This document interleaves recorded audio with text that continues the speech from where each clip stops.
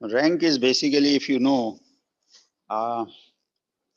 you have a column space and you have a row space, right? So the combined rank is called, sorry, combined dimension is called the rank.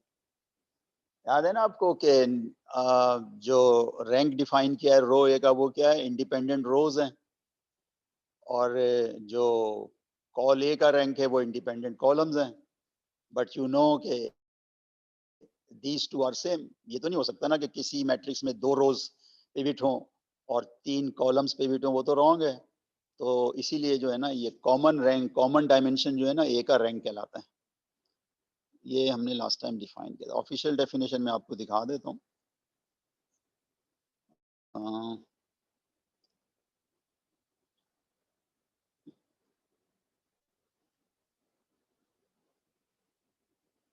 ये है यहाँ, this is the definition. ठीक है, this is the definition. Rank of A rank of A is the dimension of the column space of है. लेकिन जैसे कि आपको पता है कि कॉलम स्पेस और रो स्पेस का डायमेंशन क्या होता है? सेम होता है. इसलिए कि बेसिकली कॉल ए का मतलब है number of pivot columns of A, और रो ए का मतलब है number of pivot rows of A. तो दोनों बराबर है तो उसको हम रैंक ए कहते हैं. तो फिर हमने ये थ्योरम भी पढ़ ली थी लास्ट टाइम, कुछ प्रॉब्लम्स भी किए थे लास्ट टाइम हमने. अब हम इसी को आगे बढ़ाते हैं. ये सब हमने लास्ट टाइम कर लिया था. और ये भी, ये मैं खाली लास्ट स्लाइड थी जो हमने लास्ट टाइम की थी. हाँ, अब हम चलते हैं स्लाइड नंबर 5 की तरफ.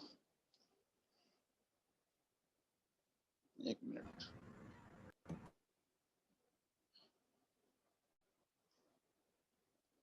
4. अच्छा ठीक है.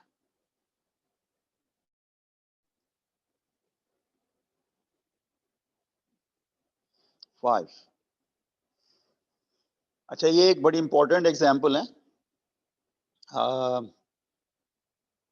बट अनफॉर्चुनेटली हुआ ये है कि प्रॉब्लम में एक टाइपो है. यानी इतनी इंपॉर्टेंट एग्जाम्पल्स है और टाइपो से शुरू हो रही है, राइट? तो मैं आपको बताता हूँ, ये जो 2 है ना, ये बेसिकली 2 नहीं है. सॉरी, क्या हो गया? दिस इज बेसिकली, ये वाला जो एलिमेंट है ना, ये -2 है. Got it? 1 0 1 2 पहला कॉलम है, दूसरा कॉलम 0 0 है, और तीसरा कॉलम है -1 -2. तो ये जरा करेक्शन नोट कर लें यहाँ, ठीक है? अच्छा जनाब, तो देखें, सबसे पहले जो आसान काम है वो कर लेते हैं. आपको इस मैट्रिक्स में क्या नजर आ रहा है? कितने कॉलम इंडिपेंडेंट नजर आ रहे हैं? बगैर पिविटिंग के कर रहे हैं हम. हालांकि पिविटिंग पे करना चाहिए, लेकिन ये तो इतना आसान एग्जांपल है कि पिविटिंग का क्यों इंतजार कर रहे हैं? कितने इंडिपेंडेंट कॉलम्स हैं यहाँ पे? देखें, 0 0 तो वैसे ही नहीं होता इंडिपेंडेंट, ये तो बाहर कर दें. उसके बाद क्या बचे? 1 2 एंड -1 -2.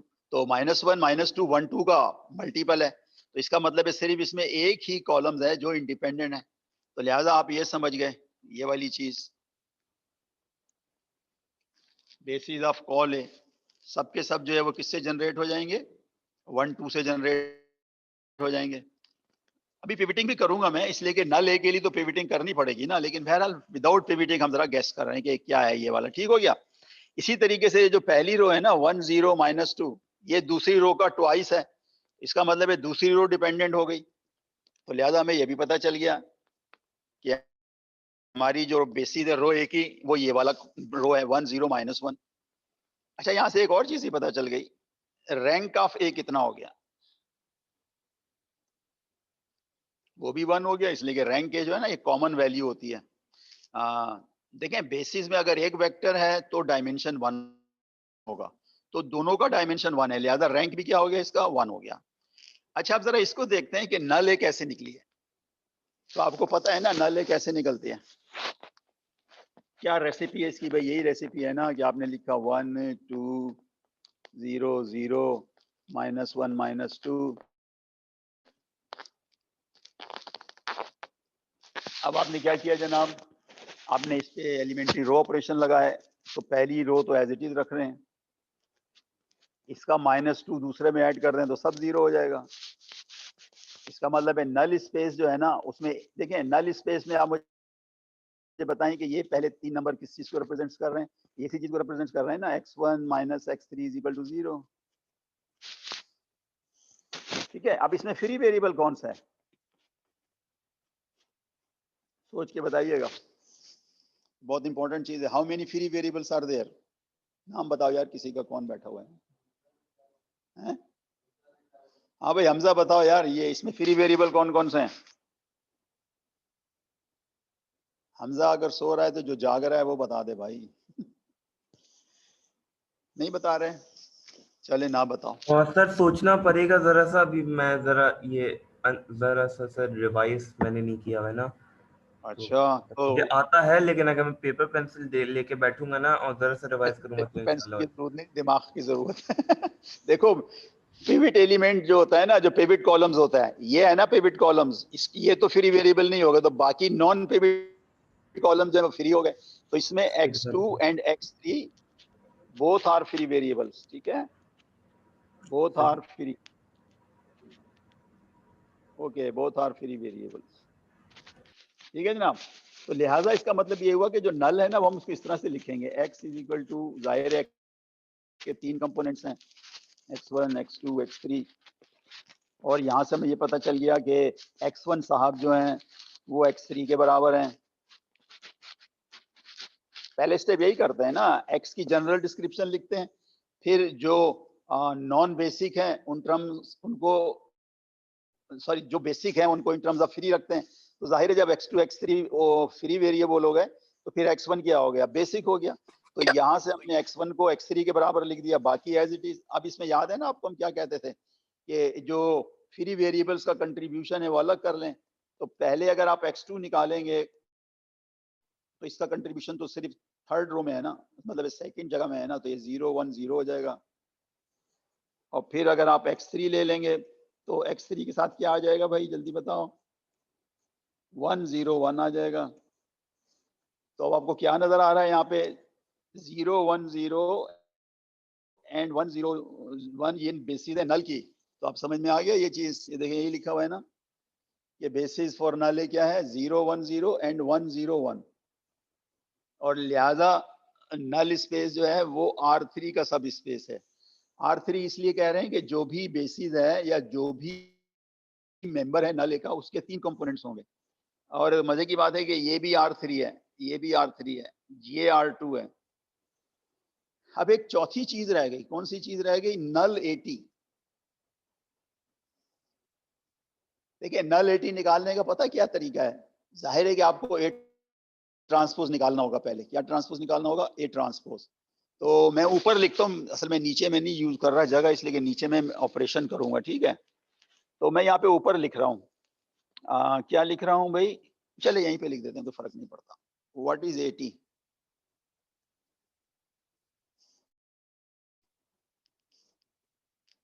यही होगा ना, 1 2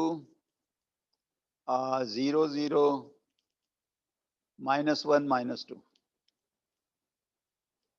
ये मेरा ए ट्रांसपोज है। तो नल ए के लिए क्या करूंगा मैं, इसके मतलब है वो करूंगा क्या, एलिमेंट्री ऑपरेशन। तो डबल जीरो तो पहली है 0, फर्स्ट रो को लास्ट रो में ऐड करूंगा तो ये भी 0 आ जाएगा। इसका मतलब ये हुआ कि मेरे यहाँ पे रिलेशन क्या बना भाई, x1 + x2 = 0। देखें याद रखें मैं क्या कर रहा हूँ, मैं कर रहा हूँ नल 80 की बात कर रहा हूँ।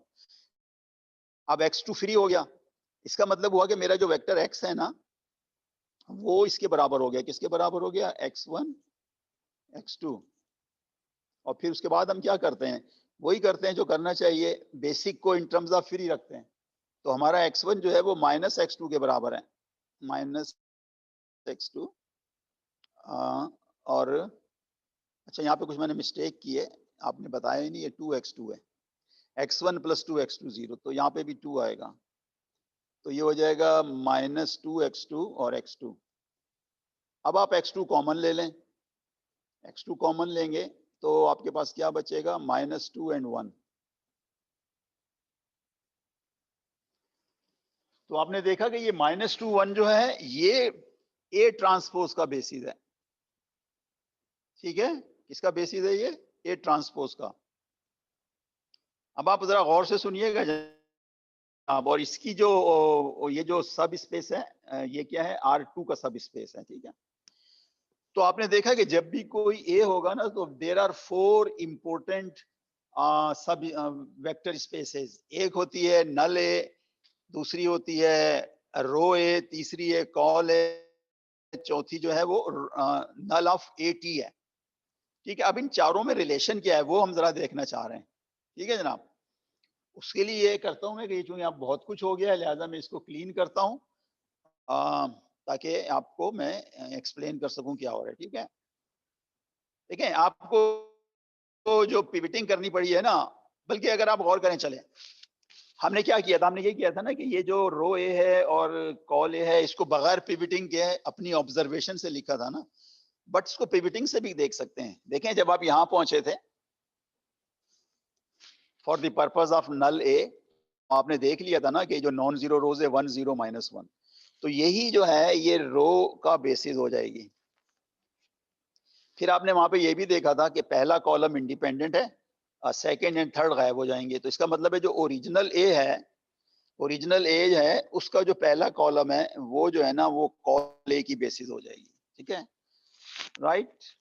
और चूंकि हमें नल एटी के बारे में भी कुछ करना था लिहाजा हमने ए का ए ट्रांसपोज लिया और उसके नल एटी निकाल लिए, राइट। अच्छा, ये सारी चीजें हो गई ना। अब मैं इसको क्लीन करता हूं और अब रिलेशन बताता हूं। बड़ा इंटरेस्टिंग रिलेशन है। इन चार में से दो पेयर्स बनेंगे, दोनों पेयर्स का बड़ा इंटरेस्टिंग रिलेशन है। सो लेट्स सी के रिलेशन क्या। पहले मैं सारा क्लीन अप करता हूँ ये, ठीक है। थोड़ा सा ऊपर ले जाके इसको बड़ा करते हैं।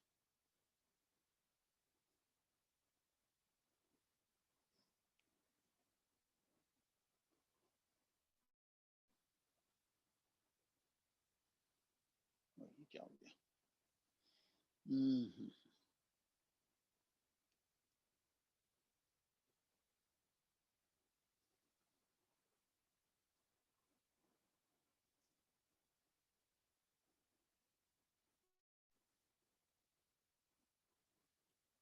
Okay ji.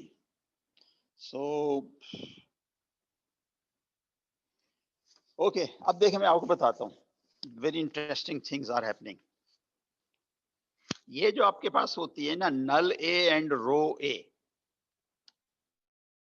Null A and row ए, इनका बड़ा गहरा ताल्लुक है आपस में। पहले इसी को देख लेते हैं।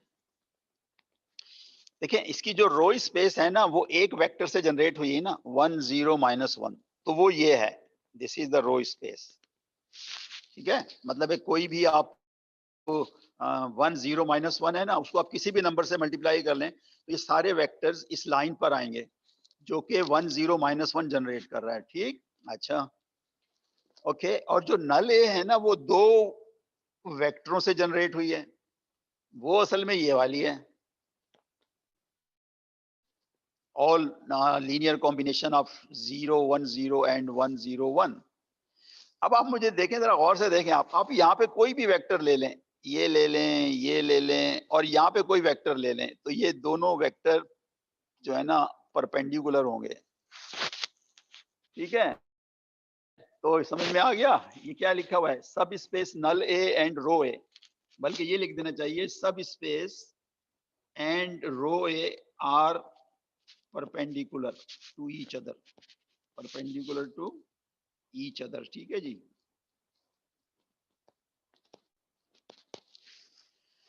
अच्छा, ये देखिए वैसे भी क्लियर है। बताओ कैसे क्लियर क्यों है? अब जरा आप गौर से देखिएगा, मैं बताता हूँ एक और तरीका समझने का। देखिए, आपके पास जो रोए होती है ना वो इन दो वेक्टरों से जनरेट होती है, सही है, ठीक है। ये रो ए का बेसिक फिलॉसफी है। अच्छा, अब नल ए पता कैसे निकालेंगे? आप इसको एक वेक्टर से मल्टीप्लाई करेंगे जो कि नल ए में होगा, ठीक है। तो वो वेक्टर क्या होगा भाई? x1 x2 x3, यही होगा ना। और इसको आप किसके बराबर करेंगे? 0 के बराबर करके सॉल्व करेंगे ना। लेकिन जब आप सॉल्व करेंगे तो आपको क्या नतीजा पता चला? सॉल्व कैसे होगा? ये वाला वेक्टर और ये वाला वेक्टर इन दोनों का जब हम डॉट लेंगे तो 0 आएगा ना। यही हाल इसका होगा कि ये वेक्टर और ये वेक्टर जब इन दोनों को मल्टीप्लाई करने का मतलब है ये डॉट प्रोडक्ट, तो वो 0 आएगा। इसका यही मतलब हो गया ना जो ये लिखा हुआ है कि नल स्पेस और रो ए दोनों क्या है, परपेंडिकुलर टू ईच अदर हैं। और ये आपने देख भी लिया, इसका सिर्फ ये मतलब होता है कि अगर आप रो में से कोई एक वेक्टर लेंगे, रो स्पेस में से, और नल स्पेस में से कोई एक वेक्टर लेंगे, तो उनका डॉट प्रोडक्ट क्या होगा, 0 होगा, जो आपको नजर आ रहा है पिक्चर में। अच्छा, यही रिलेशन मजे की बात है इन दोनों के दरमियान भी होता है। किसके दरमियान होता है, कॉल ए और नल ए टी, ये भी एक दूसरे पर परपेंडिकुलर होते हैं। अब इस केस में आप देखें कॉल ए क्या है, 1 और 2 से है, तो ये जो बेसिकली है ना आपके पास मेरा ख्याल है ये वाला जो है ना, ये चीज है, ठीक है। और जो आपका नल ए है वो ये है, इनके दरमियान भी एंगल क्या है, 90 है। और वैसे भी आप देख लो यार, 1 2 और -2 1 का जब आप डॉट प्रोडक्ट लोगे तो क्या आएगा, -2 + 2 = 0। तो ये जो मैंने लिखा है ना इस सर्किल में, ये इस पर भी वैलिड है और ये इस पर भी वैलिड है। आर परपेंडिकुलर टू दी, यानी नल ए और रो ए एक दूसरे पे परपेंडिकुलर होते हैं, और नल एटी एंड कॉल ए एक दूसरे पे क्या होते हैं, परपेंडिकुलर होते हैं। So this is a very important observation. ठीक है जी, आगे चलें। Okay, let's move.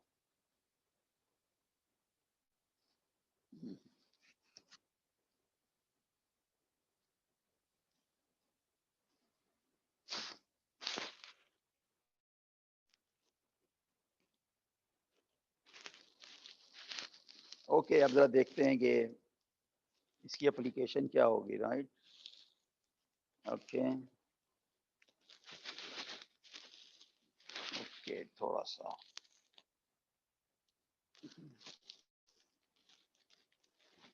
राइट।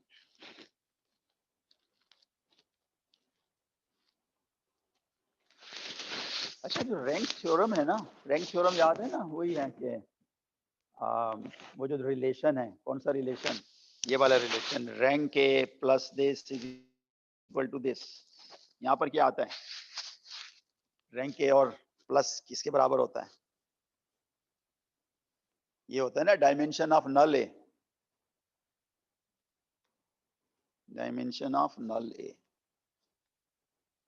देखो उसका रीजन है ना सीधा साधा, आपके पास फर्ज कर लें 20 कॉलम्स हैं, राइट, ठीक है। रैंक ए का मतलब क्या है, पिवट कॉलम्स। ये मैं जो 5 लगाए हैं या चलो 6 लगा देता हूं, ये क्या है, ये पिवट कॉलम्स हैं। तो बाकी कितने बच गए, 16। इसका मतलब है 16 फ्री वेरिएबल्स होंगे। तो इसका मतलब है कि ये जो है बेसिकली क्या है, रैंक है नंबर ऑफ पिवट कॉलम्स है, और डायमेंशन ऑफ नल क्या है, number of non pivot columns है। तो भाई कॉलम्स तो अगर आपके पास 2 कैटेगरीज हैं तो एड अप होके तो n आएगा ना। तो इसको कहते हैं क्या, रैंक थ्योरम। अब इसके बड़े फायदे हैं, अब मैं आपको फायदे बताता हूँ, राइट, क्या है। लेट्स सी के हमें अब ये वाला काम करना चाहिए। इन्होंने क्या कहा, a scientist solves A homogeneous system of 50 equations in 54 variables. इसका मतलब ये हुआ हमारे पास जो इक्वेशंस हैं वो 50 हैं, राइट, 1 2 अप टू 50, और वेरिएबल्स हैं 54, 1 2 अप टू 54। और आगे क्या लिखा हुआ है, 4 आर फ्री, ठीक है जी। तो लेट्स से कि ये वाला फ्री है, ये वाला फ्री है, ये वाला फ्री है, ये वाला फ्री है, ठीक है जनाब। इसका मतलब क्या हुआ, जब आपको ये बता दिया गया है कि आपके पास 54 कॉलम्स हैं और 4 कॉलम्स जो हैं, सॉरी 4 वेरिएबल्स अननोन है, तो 4 कॉलम्स क्या हो जाएंगे, नॉन पिवट हो जाएंगे। इसका मतलब ये हुआ कि आपके पास पिवट कॉलम्स 50 हो जाएंगे। तो इसका मतलब है रैंक ए किसके बराबर हो गया, 50। बल्कि हमने तो यही लिख दिया 50, लेकिन ये कहता है इतनी जल्दी ना करो, ये कहता है रैंक थ्योरम से निकालो। मतलब इसमें तो आंसर वैसे ही ऑब्वियस है ना, जब 4 फ्री वेरिएबल्स हो गए तो 4 पिवट कॉलम्स हो गए। इसका मतलब है 50 जो है वो नॉन पिवट कॉलम है, वही तो रैंक होता है। लेकिन वो इसको निकाल रहा है इससे, चलो इससे निकाल लेते हैं, कोई फर्क नहीं पड़ता। कैसे निकलेगा? जब देखें मतलब है कि जो बगैर सोचे समझे आप निकाल सकते हो ना, वो यही है कि 4 फ्री वेरिएबल्स हैं, तो डायमेंशन जो है वो 4 हो गया, और ये टोटल जो है वो 54 है, तो लिहाजा ये रैंक के खुद ब खुद क्या हो गया, 50 हो गया, जो हमने अदरवाइज भी निकाल लिया था। ठीक है। अच्छा, अब ये जो कह रहा है दूसरा पार्ट मजेदार है। Can the scientist be certain that any associated non-homogeneous system with same coefficient has a solution? देखिए अब उसने क्या किया है, पहले तो यहाँ पे था ना, मतलब नल सॉल्व करने में राइट साइड 0 था, लेकिन अब राइट साइड पे क्या आ गया, B1 आ गया है, B2 आ गया है, और एंड में क्या आ जाएगा, B50 आ जाएगा। अच्छा, इस सिस्टम को भी तो आप वैसे ही सॉल्व करोगे ना जैसे होमोजेनियस किया था, सारी पिवटिंग ए से डिक्टेट होगी।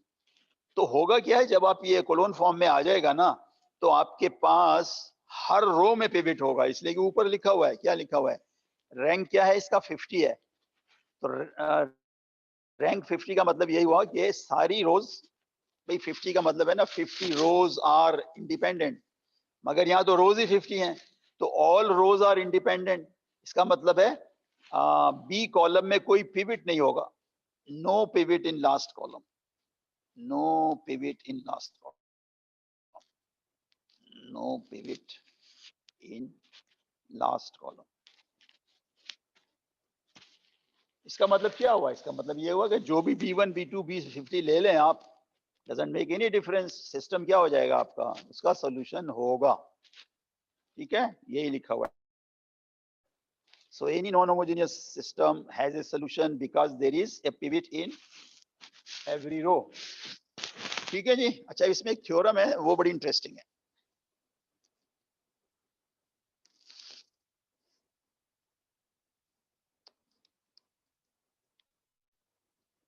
देखिए थ्योरम को जरा गौर से देखें, शुरू कहां से हुई है,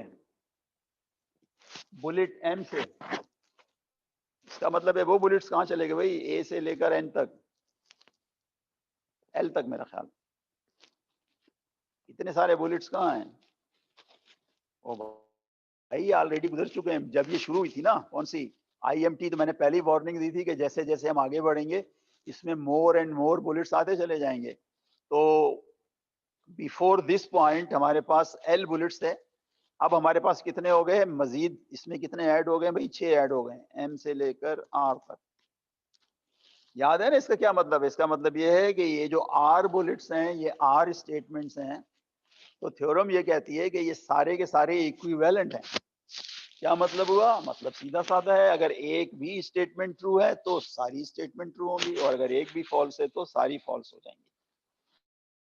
तो इसका यूज मैंने आपको कैसे बताया था कि अगर आप किसी एक सेंटेंस या स्टेटमेंट के बारे में देखना चाहते हैं ना कि वो ट्रू है या फॉल्स है, तो पहले देखेंगे वो इसमें कोई बुलेट तो नहीं है, तो फिर अगर आप उसका डायरेक्ट जवाब नहीं दे सकते तो आप दूसरे बुलेट्स को देखें जो इजी टू आंसर हो, तो जो आंसर उस बुलेट का होगा वही आंसर इस बुलेट का होगा। ठीक है, मिसाल के तौर पर यहाँ देख लेते हैं, देखिए फर्ज कर लें इन दो को देखते हैं क्योंकि ये ज्यादा इंटरेस्टिंग है ना। अच्छा, मजे की बात है कि ये जो है ना, आप एक बात और से सुनिएगा, नल ए, कॉल ए और रो ए, ये हर मैट्रिक्स के होते हैं, स्क्वायर हो या ना हो, लेकिन यहाँ पे जो चल रहा है ना IMT, इसमें आपकी मैट्रिक्स जो है वो स्क्वायर है।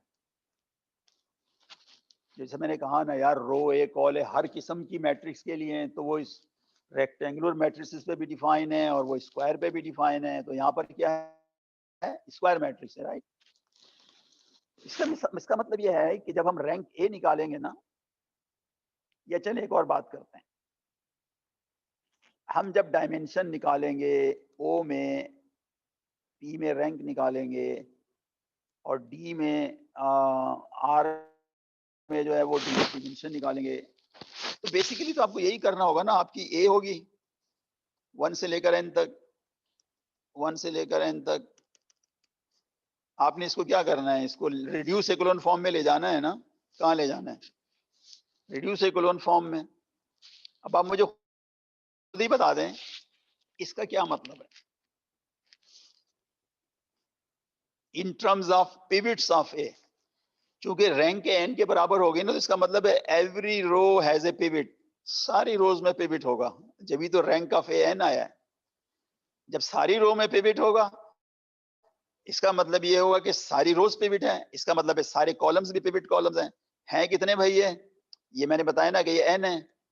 तो अगर n पिवट कॉलम्स हैं और n के n इंडिपेंडेंट हैं, तो ये जो स्पेस जनरेट होगी वो Rn होगी। तो समझ गए ना आप कि अगर ये चीज ट्रू है, रैंक के n, जिसका मतलब ये है कि every row has a pivot, इसका ये भी मतलब है every column has a pivot, तो इसका मतलब ये हो गया सीधा साधा कि कॉल एक किसके बराबर है? Rn के बराबर है। अच्छा, इसने एक बुलेट नहीं डाला, वो भी डाल लो चलो। उसको मैं कहता हूं n डैश। बताओ रो ए किसके बराबर होगी? रो ए वो भी Rn के बराबर होगी भाई, इसलिए बराबर होगी कि मैट्रिक्स स्क्वायर है, जितने पिवट कॉलम्स है उतने पिवट रोज हैं। ठीक है। अच्छा, अब ये भी दुरुस्त हो गया, इसलिए दुरुस्त हो गया कि जब रैंक के n है तो फिर कॉल ए क्या होगा? Dimension of call A n होगा। अच्छा, ये कैसे पता चलेगा कि ये नल ए जो है वो सिर्फ 0 वेक्टर पे मुश्तमिल है? देखें, वो ऐसे पता चलेगा कि आपके पास सिस्टम में सारे के सारे कॉलम्स रेड्यूस इकोलन फॉर्म में पिवट कॉलम्स हैं। इसका मतलब ये हुआ कि there are no free variables. देखें, फ्री वेरिएबल्स के लिए क्या होना चाहिए? कॉलम को डिपेंडेंट होना चाहिए। तो फ्री वेरिएबल्स कॉलम तो सारे इंडिपेंडेंट है, तो फ्री वेरिएबल नहीं है। तो आपको पता है जब फ्री वेरिएबल नहीं होता तो नल ए का सिर्फ एक ही सोल्यूशन होता है। ठीक है। तो आपने देखा कि ये एक के ट्रू होने से सब ट्रू हो गया। हमने कौन सा ट्रू माना था भाई? ये वाला। चले एक और कर लेता हूं, बाकी छोड़ दूंगा। फर्ज कर लें आपने इसको ट्रू माना है, ये चले अब उल्टा चलते हैं। फर्ज कर लें आपने इसको फॉल्स मान लिया, यह है माना नहीं है, जाहिर ए होगी, आप उसका नल ए निकालेंगे और आपने देखा कि उसमें जीरो नहीं आया, इसलिए मैंने क्या लिखा है? फॉल्स लिखा है। तो अब इसका जरा मतलब बताओ, इसका क्या मतलब है?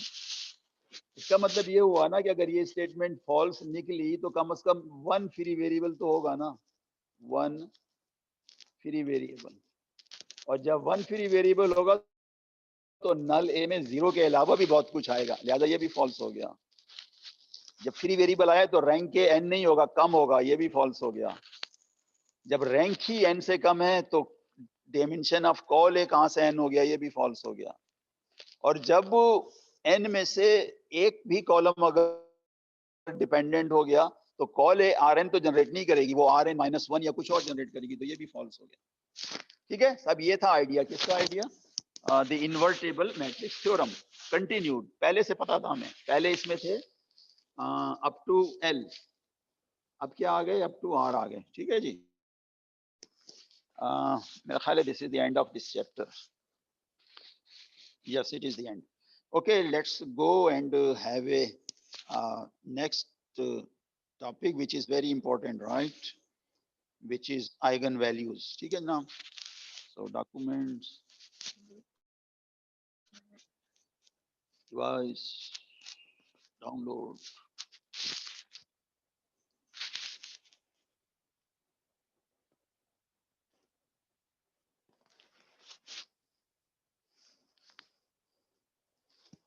Okay.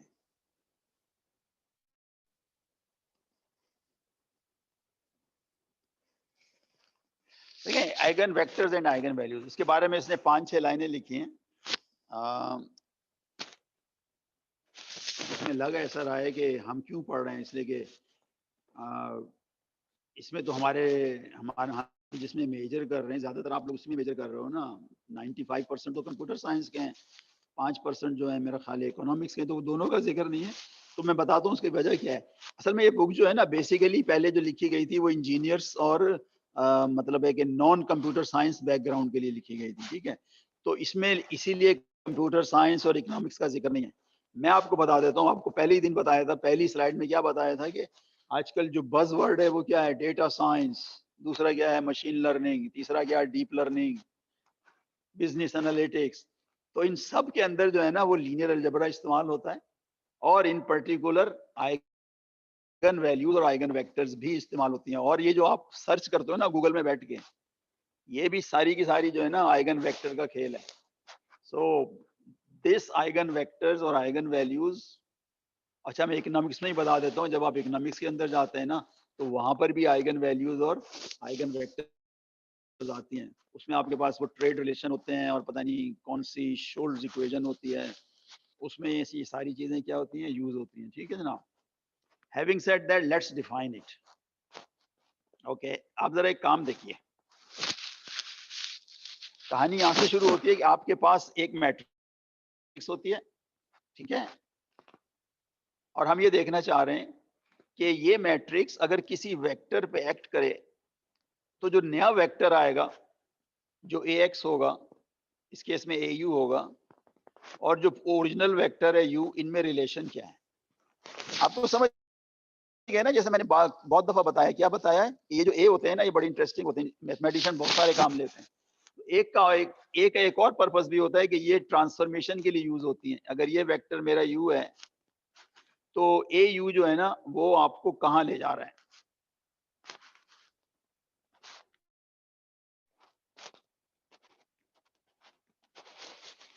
इस केस में मैंने जानबूझ के जो है ना, आपने अगर गौर किया होगा, u और au सेम डायरेक्शन में लिए हैं, लेकिन थोड़ी सी गड़बड़ कर दी। पहले मैं इस गड़बड़ को सही कर लूं,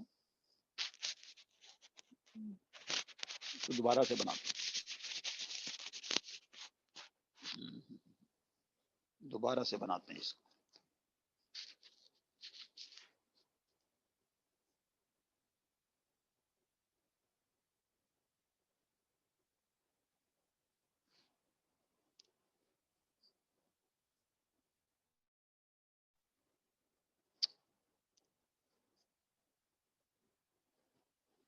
ओह माय गॉड, दोबारा इसलिए टाइम इसलिए लगा रहा हूँ कि इम्पोर्टेंट है। अगर पिक्चर भी सही तरह नहीं बनी तो आप परेशान हो जाए।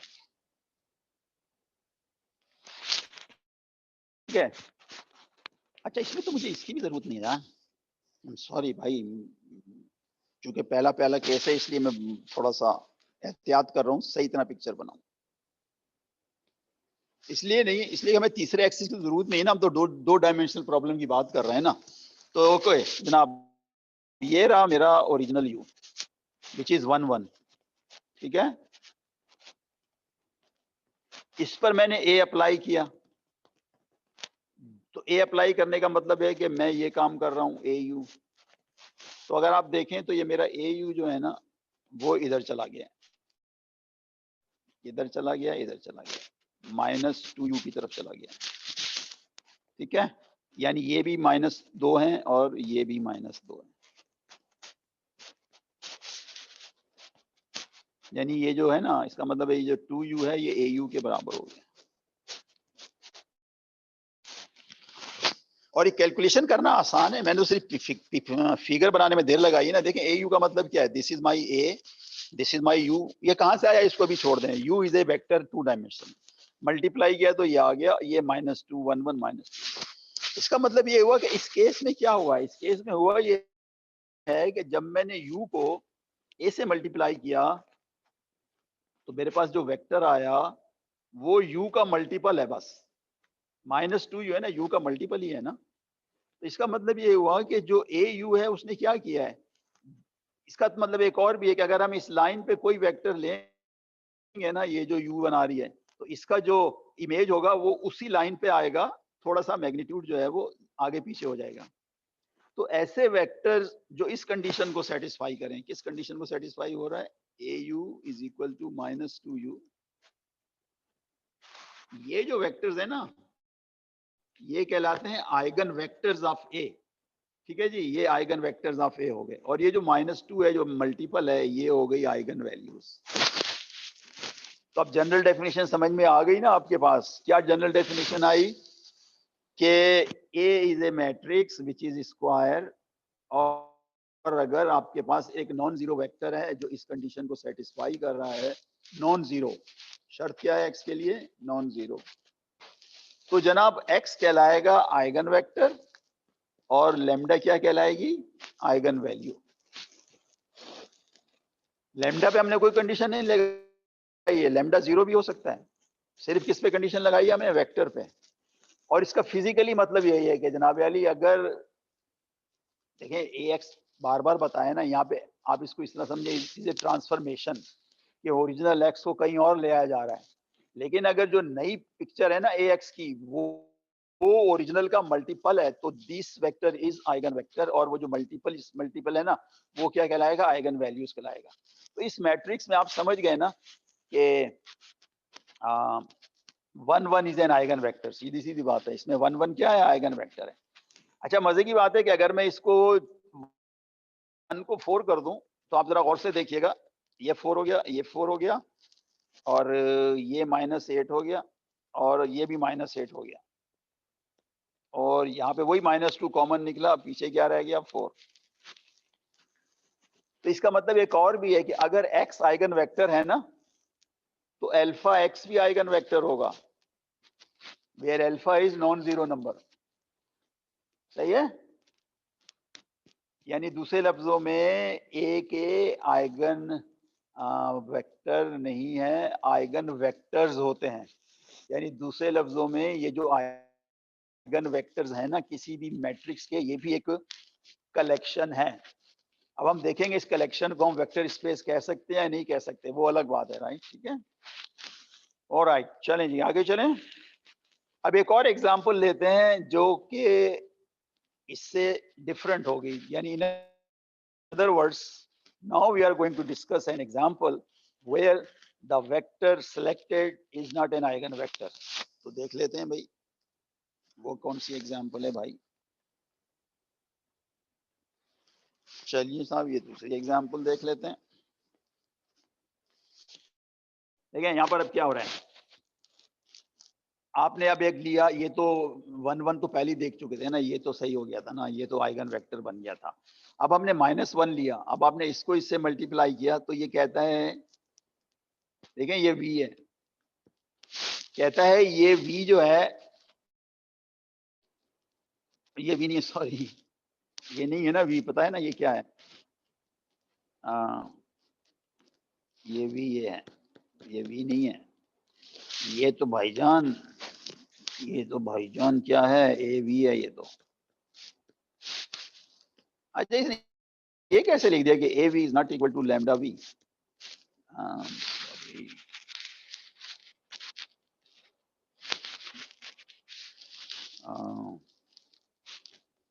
देखिए ये इसलिए लिख दिया कि आपको पता है ना मेरा v जो है वो किसके बराबर है, मेरा v जो है वो -1 के बराबर।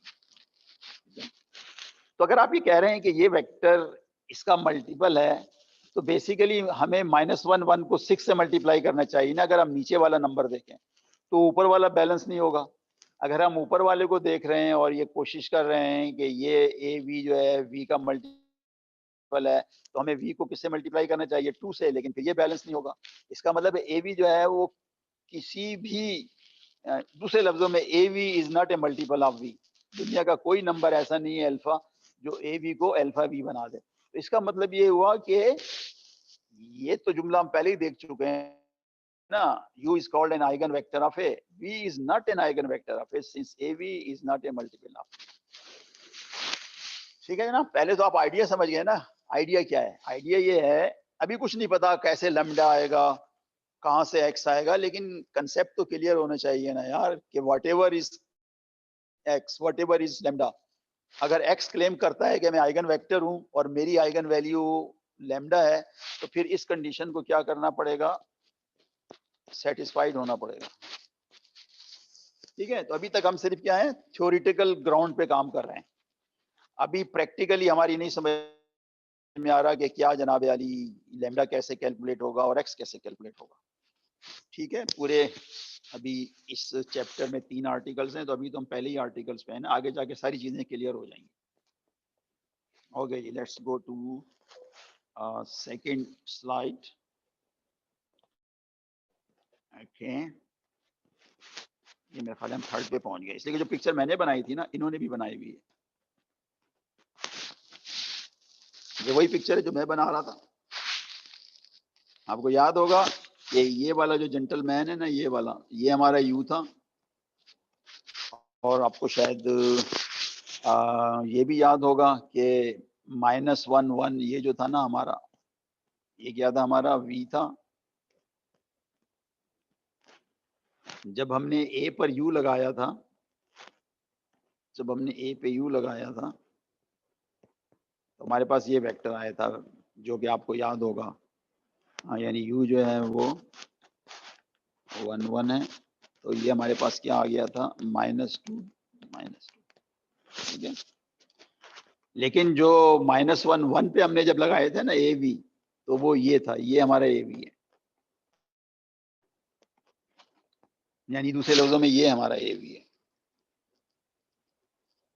जाहिर है v किसी और लाइन पर है, ए वी किसी और लाइन पर है, तो ए वी जो है वो v का मल्टीपल नहीं है, तो इसीलिए u was an eigen vector, -2 was an eigen value, और बस v साहब no doubt v is a vector, लेकिन वो बस खाली वेक्टर है, वो कोई आइगन वैल्यू, वो कोई आइगन वेक्टर नहीं है। इसलिए कि अगर आइगन वेक्टर होता तो ए वी जो है वो v का मल्टीपल होता, राइट, ठीक है। तो अब इसी को जरा फॉर्मली डिफाइन कर लेते हैं, नीचे लिखी हुई डेफिनेशन मैं आपको दिखा देता हूँ जनाब, क्या मतलब है इसका। ऑलराइट, हाँ जी, definition, an eigen vector of an n by n matrix is a non-zero vector x, जोर किस पे दिया जा रहा है, non zero, such that ax is equal to lambda x, ठीक है, for some scalar lambda, okay. अच्छा, अब आप जरा इसको एक और तरीके भी सोचें, यानी यहाँ पे हमने डेफिनेशन कहाँ से शुरू की थी, पहले जोर किस पे दिया था कि आइगन वेक्टर है तो एक आइगन वैल्यू भी होगी। अब हम देख रहे हैं कि भाई eigen value under what condition हो सकती है, अभी पता नहीं है कैसे निकलेगी, लेकिन कुछ ना कुछ बेसिस तो होगी ना इसकी। तो वो ये रही, scalar lambda is called an eigen value if there is a non trivial solution. अब मुझे बताएं नॉन ट्रिवियल सॉल्यूशन क्यों कह रहा है। देखिए नॉन ट्रिवियल इसलिए कह रहा है कि अगर इस, देखें ये है तो सिस्टम ही ना, थोड़ा सा जरा अनयूजुअल वे में लिखा गया है। बताएंगे अनयूजुअल वे क्या है। अनयूजुअल वे ये है कि हम आमतौर पर सिस्टम को इस तरह से लिखते हैं, A X is equal to B या A X is equal to 0, ऐसे ही लिखते हैं ना भाई। ये कौन सा होता है, नॉन होमोजीनियस सिस्टम, ये कौन सा होता है, होमोजीनियस। लेकिन यहाँ पे इन्होंने जो है ना इस तरह से लिखा है कि एक्स लेफ्ट पर भी है, एक्स राइट पे भी है। तो इसको अगर आप थोड़ी देर गौर करें, ये इसके बराबर हो जाएगा ना, A X minus lambda X is equal to 0। फिर एक आप काम और करें, A X minus lambda I X is equal to 0। असल में आई लिखना इसलिए जरूरी है कि देखें आपको पता है ना, अगर कोई वेक्टर एक्स है उसको अगर आप आइडेंटिटी से मल्टीप्लाई करेंगे तो कोई चेंज नहीं आएगा, लेकिन लिखा क्यों अब समझ में आ जाएगा। यहां से अब आप x को कॉमन ले लें, a minus lambda I times x is equal to 0।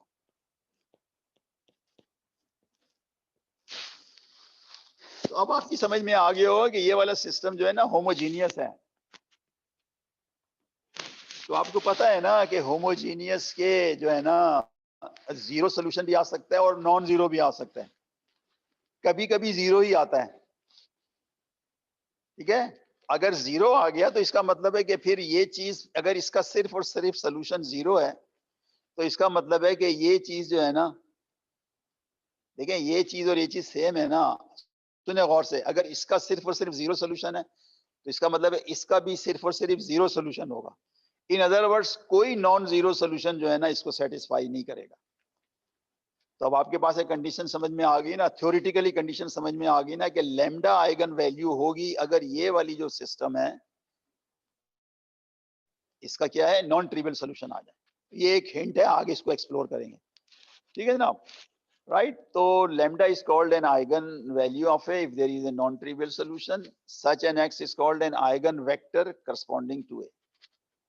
ठीक है जनाब, क्लियर हो गई। मतलब अभी तक कुछ समझ में नहीं आ रहा कहां से lambda और कहां से x आएगा, लेकिन थोड़ी सी बात पता चल गई कि अगर कोई lambda है और अगर कोई x है तो वो बेसिकली असल में यही इक्वेशन जो है ना वो बेसिस है।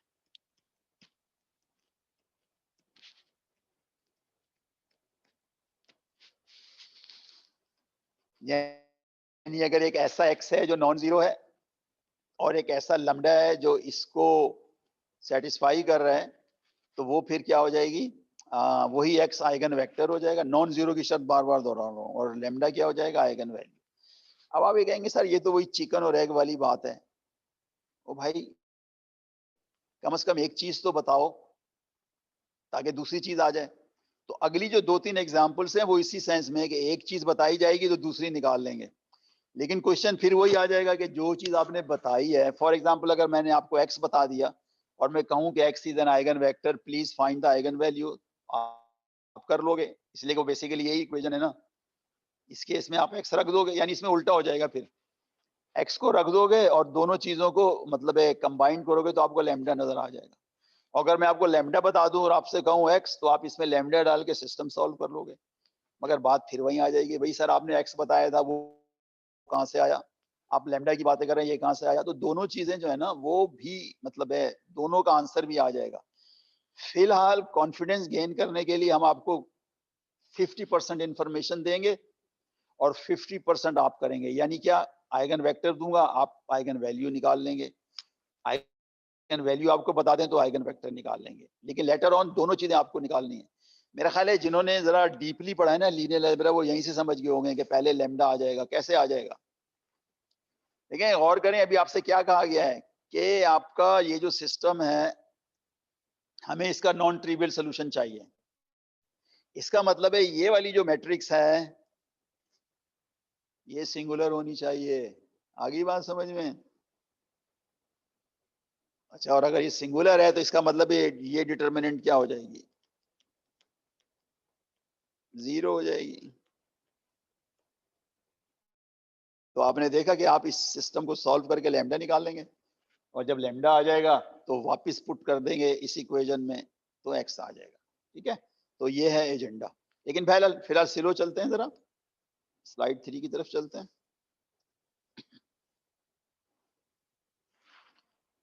ओके जी, लेट्स सी 3।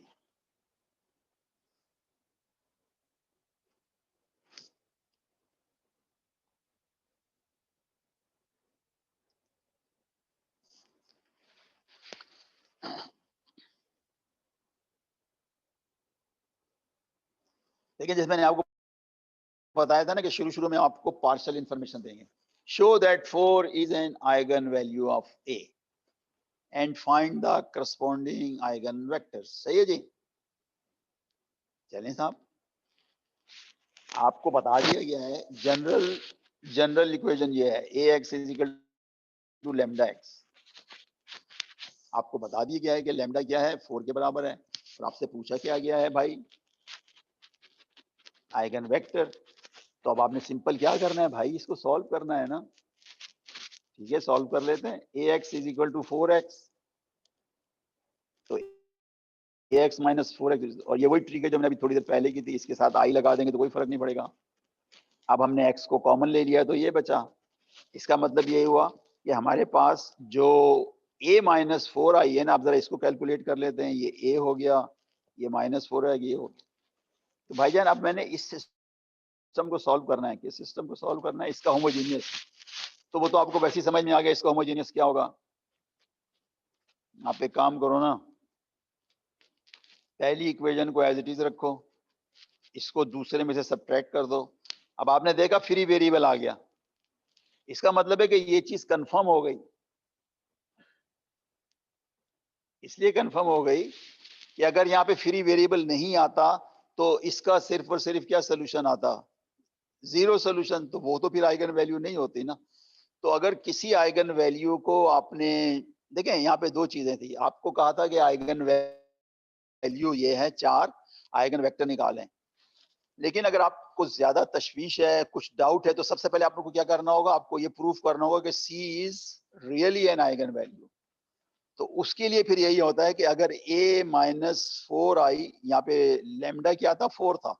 इन जनरल आपने ये देखना होता है कि a माइनस लेमडा आई का रैंक अगर लेस देन n है तो लेमडा लेमडा है, यानी लेमडा आइगन वैल्यू, अदरवाइज नहीं है। तो यहाँ पर आपने देखा a का रैंक क्या था, सॉरी a का ऑर्डर क्या था 2/2, लेकिन a माइनस 4i में सिर्फ एक नॉन जीरो रोज है तो इसका रैंक कम हो गया ना। इसका मतलब है फ्री वेरिएबल आ गया। इसका मतलब है दोनों चीजें हो गई, जो स्टार्ट लिया था ना लैम्डा 4 वो वाकई आइगन वैल्यू है, और मैं इस सिस्टम को सॉल्व करूंगा तो मुझे आइगन वेक्टर मिल जाएगा। अब इसको सॉल्व करना तो बहुत आसान है ना, यहाँ पर एक और स्टेप ले लें आप, -4 से डिवाइड कर दें तो ये 1 और हाफ हो जाएगा, 0 0। इसका मतलब है मेरा सोल्यूशन क्या आ गया, मैं सोल्यूशन जरा लेफ्ट पे लिखता हूँ, दिस इज माय सोल्यूशन।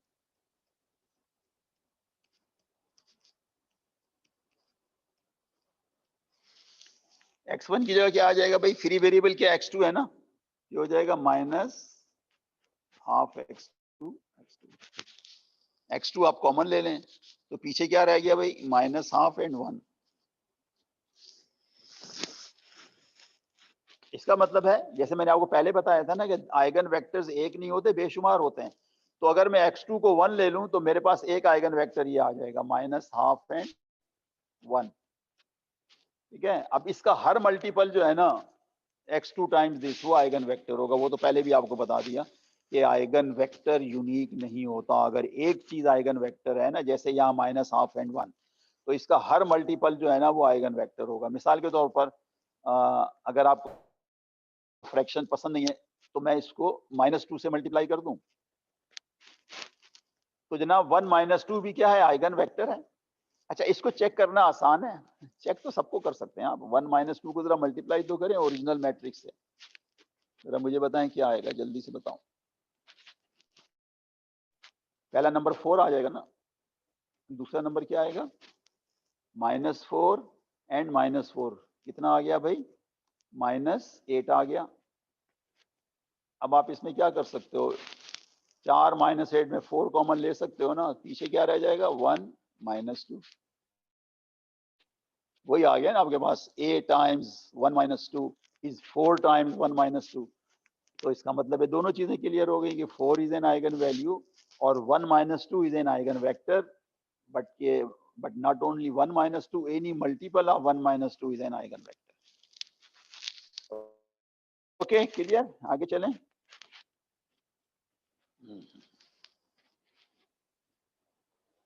ये देखें वही सॉल्व कर रहा है, ये वही वेक्टर है जो आया था। ठीक है, ये वही वाला वेक्टर है ना जो हमने निकाला था, -12 and 1 is an eigen vector. ठीक है, आइगन वैल्यू 4। तो आपने देखा कि अगर आपको थोड़ा सा मैं रिवाइज कर दूं कि अगर आपके पास आइगन वैल्यू है, अगर आपके पास आइगन वैल्यू है तो अगर आपके पास आइगन वैल्यू है तो इस इक्वेशन में आइगन वैल्यू रख दें और बाकी सिस्टम को आप सॉल्व कर लें, वो होमोजेनियस सिस्टम हो जाएगा। और आगे जाके अगर कोई फ्री वेरिएबल आ गया तो वो स्टेटमेंट भी वेरीफाई हो जाएगी। कौन सी, ओरिजिनल स्टेटमेंट के this value is eigen value. लेकिन अगर आगे जाकर फ्री वेरिएबल नहीं आया तो दो चीजें हैं, या तो आपने कोई मिस्टेक की है, अपनी मैथमेटिक्स चेक करें, या अगर मैथमेटिक्स आपकी बिल्कुल सही है, फ्री वेरिएबल नहीं आ रहा, तो आप डिक्लेयर कर देंगे कि original statement is false. Okay जी, so let's go to next slide. Okay, अच्छा, ये वही यूजुअल है, मतलब कि जब भी हम मतलब शुरू शुरू में करते हैं ना तो थोड़ा सा अपनी चीज को क्या कर लेते हैं, वेरीफाई कर लेते हैं। ठीक है जी, मिसाल के तौर पर आपको याद होगा ना कि हमने क्या निकाला था, हमने एक आइगन वेक्टर निकाला था ना, ये था -12 एंड 1, और फिर हमें पता था कि इसकी आइगन वैल्यूज क्या है, 4 है। इसका मतलब यही हो गया ना कि अगर a को मैं मल्टीप्लाई करूं इससे तो मेरे पास ये चीज आ जाएगी। ठीक है, तो नहीं, ये चीज नहीं आएगी, सॉरी, हाँ यही आएगी, 4 टाइम्स a। ये वही चीज है ना, ये आपका पास वेक्टर है, कौन सा है, -12 एंड 1, और वो जो वेक्टर है जब आप 4 से मल्टीप्लाई करेंगे तो वो ये देखिए यहाँ चला जाएगा -2 से 4 तक। तो ये वाला जो है वो -2 एंड 4 है, और ये वाला वेक्टर जो है वो -12 एंड 1 था। आप खुद ही देख लें, -12 एंड 1 को आप मल्टीप्लाई करेंगे 4 से तो आप यहाँ पहुंच जाएंगे, ये इसका 4 टाइम्स है। ठीक है, ओके। अच्छा देखिए, वार्निंग दी हुई है, बाज़ औक़ात ऐसा होता है ना कि यार सर ने वो मेथड बताया था जिसमें आइगन वैल्यूज निकालनी थी, चलो मैं करता हूँ कि उसी मेथड से आइगन वेक्टर्स निकालूं, वो चलेगा नहीं। The method just used to find eigenvectors cannot be used to find eigenvalues. भाई असल चीज तो ये है ना यार, क्या ax is equal to lambda x. अगर मैं लैम्डा देता हूं आइगन वैल्यू तो सिस्टम सॉल्व करके आइगन वेक्टर्स आ जाएगा। ठीक है। अब कहते हैं कि साहब इसको आप आइगन वैल्यूज के लिए इस्तेमाल नहीं कर सकते, लेकिन असल में पता है ये क्या कहना चाह रहे हैं, ये कहना चाह रहे हैं कि अगर कुछ इंफॉर्मेशन ना दी जाए तो ये पुराना मेथड नहीं चलेगा। इसके लिए आइगन वैल्यूज के लिए, लेकिन मैं कहता हूं कि चलेगा अगर पार्शियल इंफॉर्मेशन हो। फॉर एग्जाम्पल अगर मैं आपसे ये कहता, क्या कहता कि मेरा एक वेक्टर है x जो कि -12 एंड 1 है। मैं कहता कि ये एक आइगन वेक्टर है इस मैट्रिक्स का ए का, तो आइगन वैल्यू क्या होगी? तो आप क्या करते हैं, आप बहुत सिंपल काम करते हैं, -12 1 को रखकर इज इक्वल टू लैम्डा। ठीक है, 4 टाइम्स लैम्डा, नहीं 4 नहीं, लैम्डा तो मालूम करना है ना। आप इस इक्वेशन को आप सॉल्व कर लें, आपके पास लैम्डा की वैल्यूज आ जाएगी। तो असल में ये जो वार्निंग दी गई ना, ये उस सेंस में दी गई है कि ये जो है ना ax is equal to lambda x, इसमें सिर्फ ये कहा गया है कि अगर लैम्डा दिया जाए तो x आसानी से निकल जाएगा, लेकिन अगर कुछ भी ना दिया जाए तो फिर मुश्किल है इस इक्वेशन से x और लैम्डा निकालना। लेकिन निकलेगा इसी इक्वेशन से, वो असल में इस पे कुछ ऑपरेशन करेंगे आगे जाके आप देखेंगे। तो इक्वेशन ये है क्या, ax is equal to lambda x, इसको किसी मुख्तलिफ अंदाज में लिखेंगे तो दोनों चीजें आ जाएंगी, बल्कि आप ये देख भी चुके हैं पीछे, लेकिन बहरहाल more will be said later on. अच्छा, अब ये बड़ी एक इंटरेस्टिंग डेफिनेशन आ गई है। मैंने याद है थोड़ी देर पहले क्या बताया था, मैंने कहा था ना कि एक आइगन वैल्यू के साथ एक आइगन वेक्टर नहीं होता, अगर एक है तो इन्फिनिटली में नहीं है, तो वो कलेक्शन जो है वो एक कलेक्शन है, लेकिन क्या वो कलेक्शन वेक्टर स्पेस है? तो थोड़ा सा जरा और तकल्लुफ नहीं, तवफ्फुक करें, यानी थोड़ा सा और इंतजार करें, पता चल जाएगा। फिलहाल एक डेफिनेशन ये लिखी है, जरा इसमें जरा गौर से देखिएगा, ये वाली, set of all solutions is called eigenspace of A corresponding to lambda। देखिए आइगन स्पेस का वर्ड इस्तेमाल किया है इसने, वेक्टर स्पेस का इस वर्ड इस्तेमाल नहीं किया है, लेकिन ये ही आइगन स्पेस हम, चलें अब एक चीज आपसे पूछता हूं, a minus lambda x is equal to 0, तो इसका मतलब ये हो कि इसका तो मतलब ये हुआ ना कि x is an eigenvector, तो इसने ये क्यों नहीं कहा कि set of all eigenvectors is eigenspace? वो तो ये कह रहा है कि all solution of this is an eigen space. तो आप मुझे बताएंगे कि ये फर्क क्यों है, why it is not saying कि all eigenvectors form an eigen space, why he is saying कि the solution of a minus lambda x equal to 0 is an eigen space? तो कुछ तो फर्क होगा ना आइगन वेक्टर्स में और इस स्पेस में। हाँ, भी कोई बता सकते हैं? देखिए बहुत सिंपल है, इसमें जो है ना, इसके सोल्यूशन में, जैसे मैं हमेशा कहता हूँ दिस इज होमोजेनियस, कुछ करो ना करो एक सोल्यूशन तो पहले से ही मौजूद होता है विच इज ट्रिवियल सोल्यूशन, और कुछ करोगे तो शायद नॉन ट्रिवियल भी आ जाए। तो असल में ये जीरो ही है ना। देखिए अगर आप ये कहते हैं ना set of all eigenvectors is eigen space, तो उसमें जीरो वेक्टर तो नहीं आता, इसलिए कि zero vector is not A eigen vector. तो लेकिन जीरो वेक्टर इन्होंने डाल दिया है, असल में इसीलिए डाल दिया है कि अगर आप इसमें जीरो वेक्टर नहीं डालेंगे ना तो ये कलेक्शन कभी भी वेक्टर स्पेस नहीं बन सकता।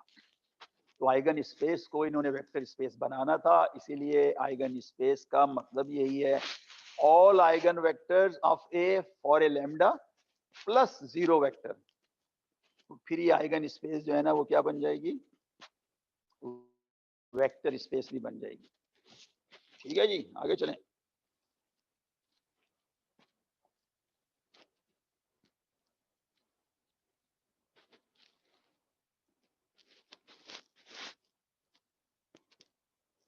ऑलराइट, चलिए जनाब, अब इतना काम हो गया। अच्छा देखें इसने क्या किया, मजे की बात, जरा जुमला और से पढ़ें। A is 3/3 and eigenvalue of A is lambda is equal to 2. Find a basis for the corresponding eigenspace. यानी इसको कहते हैं कि हाँ भी और नहीं भी। आप मुझे बताएं बेसिस किसके लिए इस्तेमाल करते हैं? वेक्टर स्पेस के लिए इस्तेमाल करते हैं ना, किसी और चीज के लिए तो आप बेसिस का वर्ड इस्तेमाल ही नहीं करते हैं। तो इसका मतलब इसने अल्टीमेटली आपको बता दिया कि eigen space is a vector space. और वो देखें बहुत आसान है, मैंने आपको बताया था ना कि इसके में जीरो भी आ गया, zero is not an eigen vector लेकिन आइगन स्पेस का पार्ट है, तो इसका मतलब है ये जो आइगन स्पेस है, ये जो कलेक्शन है, इसमें जीरो वेक्टर तो आ गया। इसके बाद अब क्या रह गया? वही रह गया ना यार, आपको भी मैंने बता दिया था कि अगर x एक आइगन वेक्टर है तो अल्फा x भी एक आइगन वेक्टर। तो याद है आपको वो तीन कंडीशनें, किसी कलेक्शन के सब स्पेस होने के लिए जीरो वेक्टर होना चाहिए, x का मतलब है अल्फा x भी होना चाहिए, और फिर एक और था कि अगर x1 है आइगन वेक्टर और x2 है आइगन वेक्टर तो इसका सम भी होना चाहिए। तो वो तो है, जरा गौर से देखिएगा, a times x1 plus x2 किसके बराबर होगा? ax1 plus ax2। अब आप मुझे बताओ कि ये जो ax1 है किसके बराबर है? x1 is a eigen vector, ये बराबर हो जाएगा लैम्डा x1 के। x2 भी आइगन वेक्टर है तो ax2 भी लैम्डा x2 के बराबर हो जाएगा। आप लैम्डा को कॉमन ले लो, पीछे क्या बचेगा भाई? x1 plus x2। इसका मतलब तो यही हुआ ना यार कि x1 प्लस x2 भी क्या हो गया? आइगन वेक्टर हो गया। ओके ऑलराइट, अब इसको काम करते हैं, चलें। बहुत आसान है, आपको सिर्फ ये करना है कि बेसिकली आइगन वेक्टर निकालना है बस, ठीक है, और फिर आगे मजीद देखना है क्या होना है। Okay so let's go on the next page, lambda 2।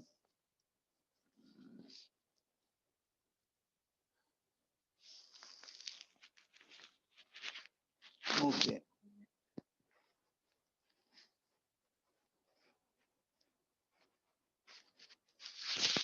हाँ जी, कैसे निकालते हैं आपको याद है ना? हमने ये वाला सिस्टम सॉल्व करना है ना, A X is equal to lambda X, लेकिन हमें पता है कि ये इसके इक्विवेलेंट है, A minus lambda I X is equal to 0। ठीक है, A X is equal to lambda x is equivalent to A minus, इसका मतलब है इस मैट्रिक्स को जरा गौर से देखना, इसीलिए तो उन्होंने यहाँ पे ये लिखा है ए माइनस 2i। तो ये ए लिख दिया, ये माइनस लिख दिया, ये 2 अंदर ट्रांसफर कर दिया तो ये भी 2 हो जाएगा, ये भी 2 हो जाएगा, ये भी 2 हो जाएगा, फिर ये हो जाएगा, और फिर ये हो जाएगा 0 1। देखिए आप इसको स्पीड अप भी कर सकते हैं, यानी यहां से आप डायरेक्ट यहां पहुंच सकते हैं। क्या करना है आप अगर गौर करें, लोअर डायगोनल वही है, अपर डायगोनल वही है, सिर्फ डायगोनल में क्या कर दिया आपने? 2 माइनस कर दिया, तो आप स्पीड अप भी कर सकते हैं इस प्रोसीजर को, ठीक है। ओके उसके बाद आपने क्या करना है? वही करना है जो करते आए यार, ये मैट्रिक्स से शुरू लिया, इस पे रो ऑपरेशन किए तो आपको आप यहां पहुंच जाएंगे। इसका मतलब ये हुआ कि हमारे पास कितने फ्री वेरिएबल्स आ गए भाईजान? कितने आ गए जल्दी बोलो बच्चों। देखिए ये वाली जो इक्वेशन है ना, इसका मतलब यही हुआ ना कि x1 minus x2 minus x3 equal to 0। इसका मतलब हुआ x1 is x1 sorry x2 plus x3, ठीक है। इसका एक और मतलब भी हुआ कि x2 x3 क्या है? वो फ्री हैं, तो लिहाजा आपने क्या किया, ये फ्री वेरिएबल है ना, तो आपने यहाँ पे x2 कॉमन ले लिया और यहाँ पे क्या ले लिया? x3 कॉमन ले लिया। अच्छा इसका मतलब ये हुआ कि हमारे पास ये जो दो वेक्टर्स है ना u एंड v,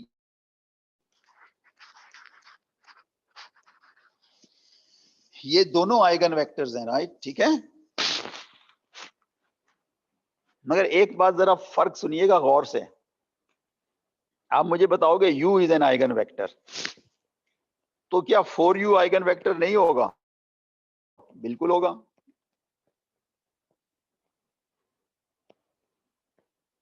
ठीक है। v अगर एक आइगन वेक्टर है तो क्या 3v नहीं होगा? वो भी होगा। लेकिन देखें इनमें इन दो वेक्टर्स में एक खास बात है कि ये दोनों एक दूसरे के मल्टीपल हैं, लेकिन अगर इन दोनों को देखें ये दूसरे के मल्टीपल नहीं है। कहने का मतलब ये है कि आप एक वेक्टर से आप उसके मल्टीपल लेंगे वो सब आइगन वेक्टर्स होंगे। लेकिन यहाँ पे एक डिफरेंट कहानी है कि 110 एंड 101 ये दोनों आइगन वेक्टर्स हैं, लेकिन ये दोनों एक दूसरे के मल्टीपल नहीं हैं। और मजे की बात है कि इनका linear combination is eigen value, sorry eigen vector. तो क्या नतीजा निकल रहा है? नतीजा ये निकल रहा है कि ये जो आइगन वेक्टर्स हैं वो इन दो वेक्टरों के लीनियर कॉम्बिनेशन के तौर पे लिखे जा सकते हैं, और उसमें अगर हम जीरो वेक्टर डाल दें तो वही कलेक्शन आइगन स्पेस हो जाएगा। लेकिन वो पूरी आइगन स्पेस जो है ना इन दो इंडिपेंडेंट वेक्टर से जनरेट हो रही है। तो मैं यहाँ पे लिख दूं eigen space of A is equal to span of these two vectors 110 and 101। इसका मतलब है बेसिस क्या हो गई भाई? यही दो वेक्टर बेसिस हो गए ना, कौन कौन से? 110 और 101। ठीक है, इसका मतलब एक और भी हो गया, इसका मतलब एक और भी हो गया, जरा और से सुनिएगा।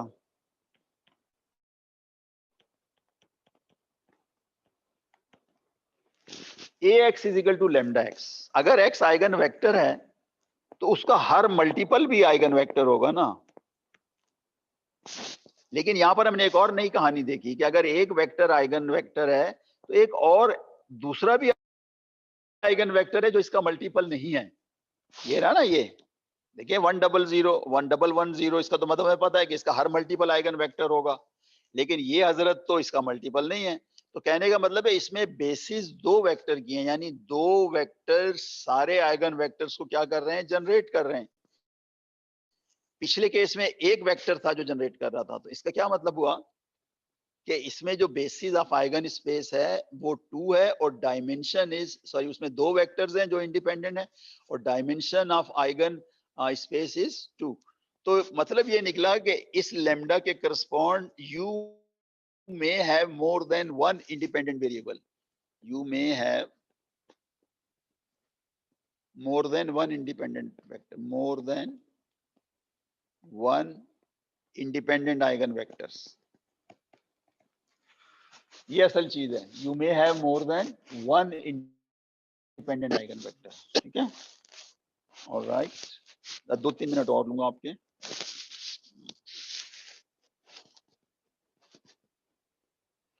अच्छा, ये अब वही चीज है जो हमने पिछले पेज पे पढ़ी है, सिर्फ समराइज है। ये आपके पास ये दो आइगन वेक्टर्स थे ना टू बिगन विद 110 एंड 101। तो ये आपको वही बता रहा है, क्या बता रहा है कि आपके पास हो ये रहा है कि ये आपके पास कोई से 3 वेक्टर्स हैं, राइट? बल्कि ये 3 नहीं है, ये इन्हीं का लीनियर, ये 2 वेक्टर्स तो एज इट इज लिए इन्होंने, एक उसका लीनियर कॉम्बिनेशन लिया है कोई। फॉर एग्जांपल ये होगा 211। ठीक है, तो ये 3 वेक्टर्स यहाँ शो किए गए हैं। इन तीनों पे जब आप ए अप्लाई करोगे, चूंकि ये आइगन वेक्टर्स हैं, तो लिहाजा ये क्या होगा, ये होगा कि ये उन्हीं डायरेक्शन में रहेंगे, उसी डायरेक्शन में रहेंगे, लेकिन थोड़ा सा मैग्नीट्यूड, बल्कि थोड़ा सा भी नहीं। आपको पता है ये प्रॉब्लम जो था वो ये जो वेक्टर्स आए हैं ये लैम्डा इज इक्वल टू 2 हैं। तो ये ओरिजिनल वेक्टर्स हैं, जब ये आप इन पर ए लगाओगे तो ये ट्वाइस हो जाएंगे सारे, इसलिए कि ये जो हमने कर रहा है ना पिक्चर जो बनाई है ये आइगन वेक्टर्स की बनाई है। तो ये वही पुरानी चीज कंफर्म कर रहा है कि ज्योमेट्रिकली हो ये रहा है कि ए एक्स जो है वो ओरिजिनल का मल्टीपल होता है बस। और यहाँ पे लैम्डा 2 था, तो अगर ओरिजिनल वेक्टर्स जो कि 3 डायमेंशनल में है। अच्छा, ये भी बता दो, चलो चलते चलते, ये जो प्लेन है ये कैसे बना है? ये प्लेन ऐसे बना है, वो जो 2 वेक्टर्स थे ना आपके पास कौन से थे दो वेक्टर्स, वो मेरे ख्याल है ये थे 110 और 101। तो असल में यहाँ पर जो इंटरेस्टिंग चीज है ना वो मैं आपको बताऊं, मैं सारा क्लियर कर देता हूँ। इंटरेस्टिंग चीज ये है कि आपके पास ये जो दो वेक्टर, ये प्लेन जो है ना इन दो वेक्टरों से बना है। किन दो वेक्टरों से बना है? 110 और 101। बेसिकली आप ये कह सकते हैं ये आइगन स्पेस है। ये प्लेन क्या है? आइगन स्पेस है इन दो वेक्टर्स का। लिहाजा अगर आप इस प्लेन में से कोई सा वेक्टर लेंगे ना, वो उसी प्लेन में वापस आएगा।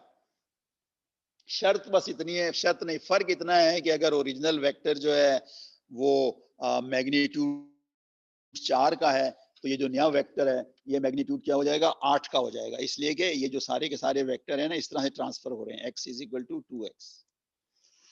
तो हमने देखा कि जो लीनियर ट्रांसफॉर्मेशन थी ना, अगर आपके पास उसमें आइगन वेक्टर्स भी आ जाएं तो बस वो यही होता है कि ओरिजिनल जो स्पेस होती है ना, बेसिक शेप तो वही रहती है, लेकिन मैग्नीट्यूड जो है वो आगे पीछे हो जाता है। डायरेक्शन या तो सेम रहती है, इस केस में सेम है इसलिए कि लैम्डा पॉजिटिव है। अगर लैम्डा नेगेटिव होगा तो डायरेक्शन रिवर्स हो जाएगी। बस ये दो ही ऑप्शन है। तो अगर ऐसी चीज है तो वो वेक्टर्स क्या है? आइगन वेक्टर्स हैं। ठीक है जी, ओके। अच्छा, अब मेरा ख्याल है कि चलें यहीं तक रखते हैं, अब आगे फिर देखेंगे नेक्स्ट टाइम। सही है, थैंक यू, अल्लाह हाफिज।